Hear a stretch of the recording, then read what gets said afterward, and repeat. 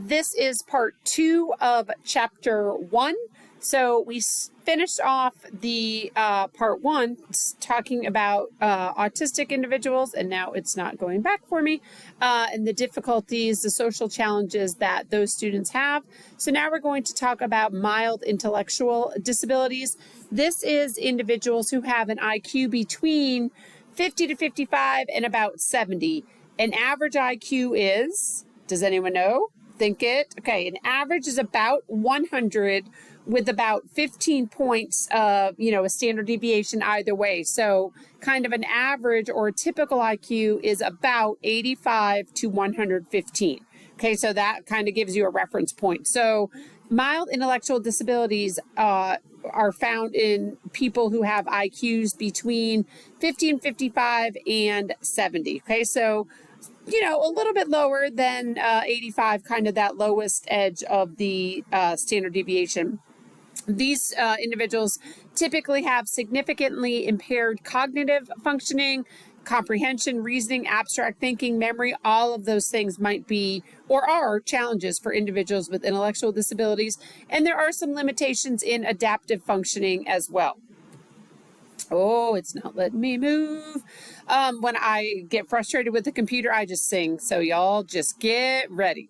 So manifestations of mild intellectual disability, there might be, many impairments in cognitive functioning. They might be 18 years old and reading at a second grade level, doing math on a first grade level, barely writing their name, stuff like that. Okay, there's limited comprehension and concrete learners.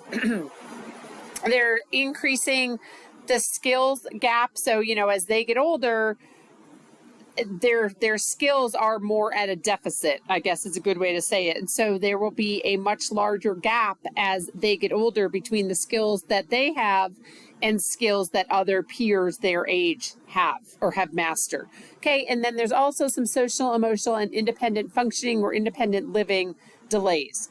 So, we'll kind of talk about some strategies to work with all of these populations. Okay, so also thinking about emotional and behavioral disorders or EBD, chronic and or severe difficulties with socialization, unusual behaviors, general mood of unhappiness or depression, and unusual physical or emotional reactions, right? So you might get upset about something, but you can usually control it. You can find a way to kind of rein your anger or your behaviors and your emotions in.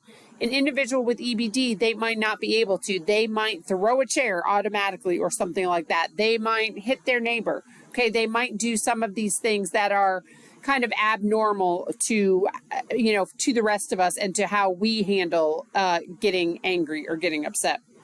So some ways that we can meet the learning needs of students with these HI, right, these high incidence disabilities, as we've kind of talked about. And remember, we talked about, I'm going to go back to the slide 3. We've talked about specific learning disabilities, ADHD, autism, mild intellectual disability, and EBDs. Okay, those are the ones we're talking about when we are in this particular textbook, when we were talking about high incidence disabilities. So then we're going to talk about some strategies. Did I skip it?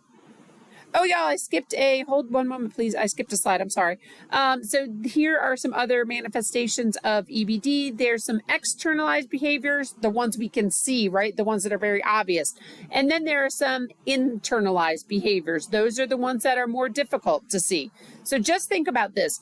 Do you think girls, okay, we're going to talk about girls for a second. Do you think they display more externalized behaviors or more internalized behaviors? Internalized behaviors, right?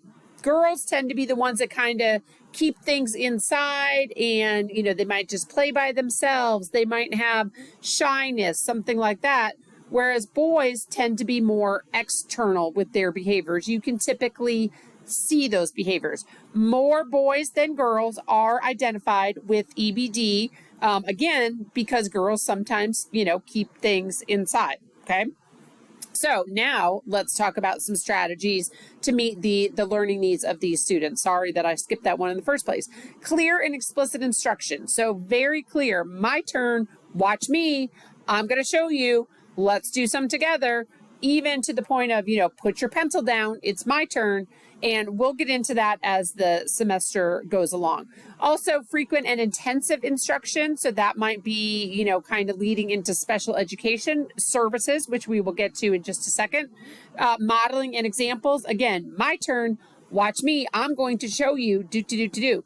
Okay, I'm going to give you lots and lots and lots of examples, and I'm also going to give you some non-examples. And again, we will talk more about this as the semester goes along.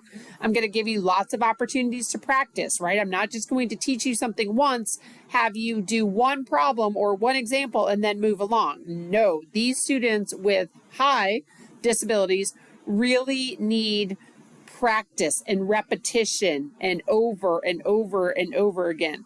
Informative feedback, not just way to go. What exactly did they get correct? What did they need to work on? Instruction within the student's range. Yes, they might be in 10th grade, but if they're reading on a 2nd grade level, we need to find a way to meet those students. And that's kind of controversial within districts, because some districts say, oh no, they're in 10th grade, you have to instruct them on a 10th grade level. Other districts say, oh no, they're in 10th grade, or they're in 10th grade, but they're functioning on a 2nd grade level. Why don't we kind of meet them at 2nd grade, or why don't we split the difference? So that is something that tends to be district specific, okay? And you also want to think about structured instruction, so very structured, very beginning, middle, and end to your lesson, very clear directions, very explicit. We talked about that a second ago. And then also, how can you use technologies to meet the needs of these students? So we also want to think about special education services, right? Special education is not a place. We're not going to say, oh, we're going to send this student into special ed.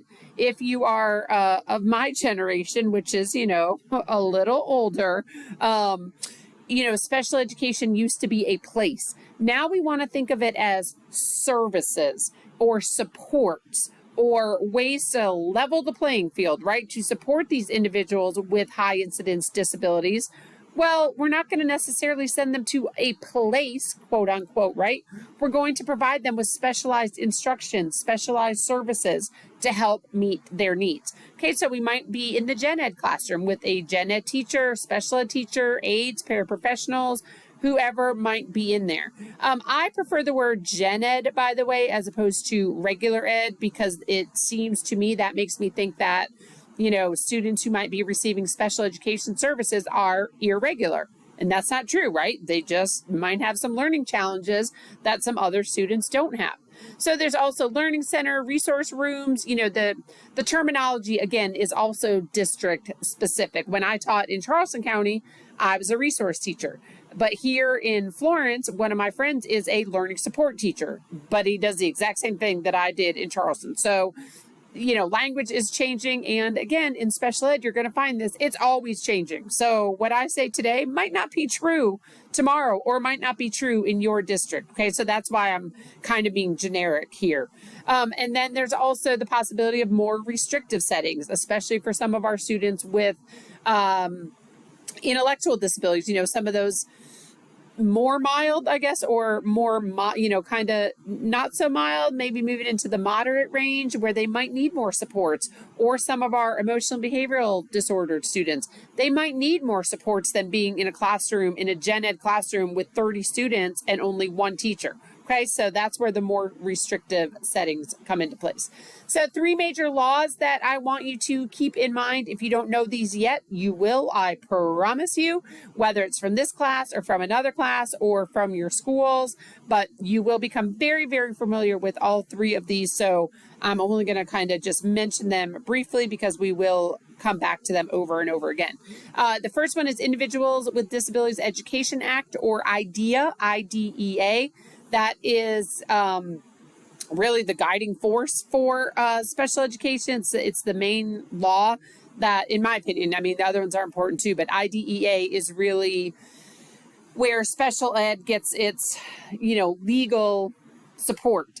And the IEP, which I know I jumped ahead a second, the IEP is the individual or individualized educational plan program.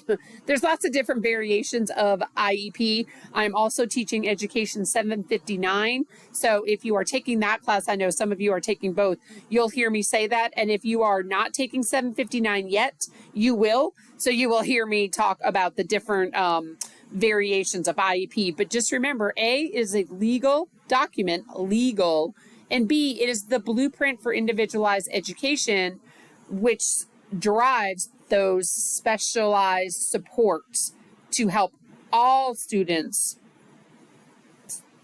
succeed. I was going to say achieve, but then I changed my tune. There's also Section 504 of the Rehabilitation Act. So this might be a student, let's say they have a broken arm. So temporarily, they can't write, right? They broke their left arm and they're left-handed. So they can't take notes. So they might get a 504 plan, which is typically not as permanent as an IEP. Not always, but it might be so providing a note taker or something like that for the student who broke their arm and can't take notes, but once their cast is gone, they don't need the 504 plan anymore. Okay, so I tend to think of it as not as, it's formal, but it's typically not as in-depth. I've seen IEPs that are 20, 25 pages where I've seen 504 plans that are 2 pages. Okay, so still providing supports to students who need it, whether it's temporary or for a longer term, but they might not qualify for an IEP, but let's give them some supports with a 504 plan. Okay, and then there's also Every Student Succeeds Act, or ESSA. It used to be called, I am 100% blanking on the, Every Child, No Child Left Behind, is kind of where Every Student Succeeds Act come from. So again, how can we make sure that we are living up to this title? How can we make sure that every student is succeeding to the best of that child's ability? So again, we'll talk more about this as we go along and in some of your other classes. Major provisions of IDEA, remember that law we just talked about, zero reject, due process, parent and student participation. Again, we'll come back to all this, non-discriminatory identification and evaluation, free and appropriate public education. That's a really important one. Well, they're all important, but that one, FAPE, F-A-P-E, free appropriate public education, and least restrictive environment, LRE. Those might be the ones that you are most familiar with if you are currently in a classroom or in a school situation. These two are kind of talked about and focused on a lot. So least restrictive environment is kind of really looking at, going back to this one, where is the most appropriate setting for this child? What is the least restrictive environment that this child can be in and be successful? Okay, so we talked about kind of the gen ed classrooms, maybe the resource classrooms, all the way up to those more restrictive settings. We want to keep the child in as least restrictive of an environment as possible. Okay, but we also want to look at what's best for each individual child. That's where the I back here in IEP comes from. Okay, I have a couple more slides and about a minute and a half left. All right, so we also want to think about, this one might be a little new to you. This is within the past, 10 to 15 years. RTI, response to intervention, or responsiveness to intervention. It's also for learning disabilities. I kind of think of it as a lack of response to intervention. Okay, so if we're trying all these interventions, the student still is not performing where we expect them to be, kind of in that average range, right? That to me is a lack of a response to intervention. So that might mean they might have a learning disability. So this is only for identifying learning disabilities only. Okay, it's kind of the learning progress and scientifically proven practices is kind of a fancy way of saying it all. It involves early intervening, progress monitoring, and it may not replace the discrepancy formula for identification of LD. So you really kind of need both when you're identifying students. All right, and we also want to think about universal design for learning, making instruction accessible to all learners, all, right? So we want to think about goals of the lesson. We want to think about the materials that we're using, methods of instruction and methods of assessment. And we will talk more about that as well. We also want to think about, how we're going to get the students engaged. How are we going to present information, and how are we going to let them show us what they know or what they've mastered from that lesson? All right, so that is chapter 1, and I will see you next time for chapter 2.